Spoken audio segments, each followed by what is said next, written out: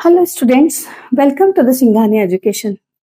Students, आज मैं एक छोटा सा वीडियो लेके आई हूँ और वो वीडियो है स्टैंडर्ड टेम्परेचर एंड प्रेशर। बच्चों को बहुत बहुत ज्यादा कंफ्यूजन है स्टैंडर्ड टेम्परेचर एंड प्रेशर की कंडीशन को यूज करने में। अब देखिए, मैंने इस टॉपिक को बहुत स्टडी करके बनाया है। स्टडी इन द सेंस, आप जब भी एनसीईआरटी की बुक में जाएंगे, गैसेस स्टेट अब तो आउट ऑफ कोर्स हो गया है, लेकिन ये अभी लास्ट ईयर तक की जो भी एनसीईआरटी की बुक थी वहां पे जाके देखेंगे लास्ट टू लास्ट ईयर, तो वहां पे आप 140 एंड 142 140 एंड 141 पेज पर ये कंडीशंस दी हुई हैं। कंडीशंस में नीचे फुटर पे भी उन्होंने आपको इंस्ट्रक्शन दिए हैं, वो भी आप पढ़ सकते हैं 140 पेज पे। तो स्टैंडर्ड टेम्परेचर और प्रेशर की जो कंडीशन है, आजकल एनसीईआरटी ने ये न्यू कंडीशन को एडॉप्ट किया हुआ है। एनसीईआरटी मोलर वॉल्यूम 22.71 ही एडॉप्ट करके रखा हुआ है। तो कंडीशन दोनों पता होनी चाहिए। क्यों पता होनी चाहिए ये मैं एक्सप्लेन करूंगी, लेकिन उसके पहले मैं तीनों कंडीशन को एक्सप्लेन कर देती हूँ। तो first of all, old STP condition. Old STP condition में जो आपका टेम्परेचर है, temperature is 0 degree centigrade and at Kelvin scale it will be 273.15 Kelvin. Pressure आप लेंगे 1 atm. R, the value of R will be equals to 0.0821 liter atm inverse 1 K inverse 1 mole inverse 1 and molar volume will be equals to 22.4 liter per mole. ये condition जो new convention है, जो कि NCERT ने adopt किया हुआ है, तो ये कंडीशन के अकॉर्डिंग टेम्परेचर है 0 degree centigrade and on Kelvin scale it will be 273.15 kelvin. Pressure है 1 बार और the value of R will be equals to 8.314 10 to the power minus 2 litre bar inverse 1 K inverse 1 mole inverse 1 and molar volume will be equals to 22.71 litre per mole. एक मोल gas का volume है, इसलिए यहाँ पे litre per mole. Now moving to the SATP condition. SATP condition means standard ambient temperature and pressure.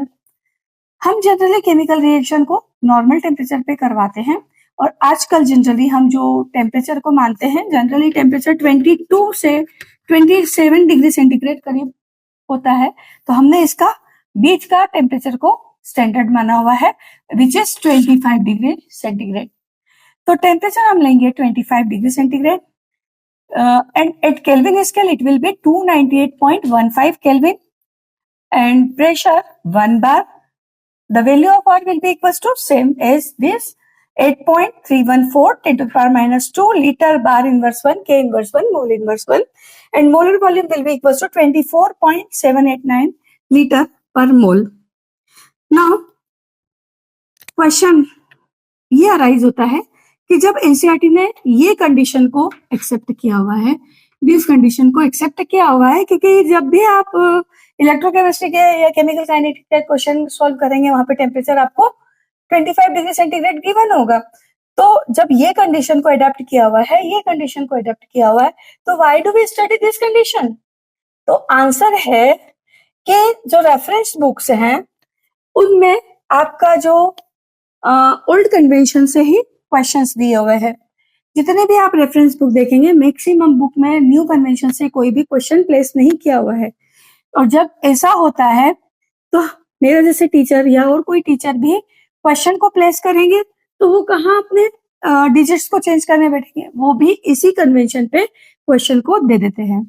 तो फिर suggestion क्या है? सजेशन ये है कि जब भी आपको कोई क्वेश्चन दिया हो, पहले आप कंडीशंस को पढ़ लेंगे क्वेश्चन में ढंग से। प्रेशर एटीएम में गिवन है या बार में गिवन है, और टेम्परेचर क्या गिवन है। अगर टेम्परेचर 0 डिग्री सेंटीग्रेड गिवन है, प्रेशर बार में गिवन है, तो आप ये वाला कन्वेंशन यूज करेंगे।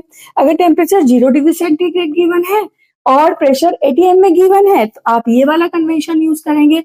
और जब भी प्रेशर बार में दिया हो, टेम्परेचर 25 डिग्री सेंटीग्रेड दिया हो, तो आप ये वाली कंडीशन को यूज करेंगे। तो ये मैंने बहुत स्टडी के बाद बनाया है। अब मेरे को नहीं लगता कि कोई डाउट की गुंजाइश है।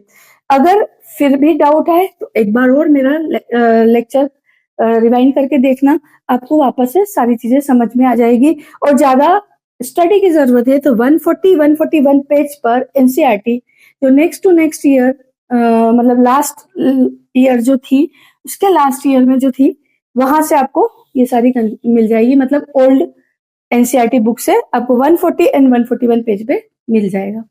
Thank you for coming my in my channel. Next video फिर हम एप्लीकेशन ऑफ एवोगैड्रो लॉ को कंटिन्यू करेंगे। Till then bye bye.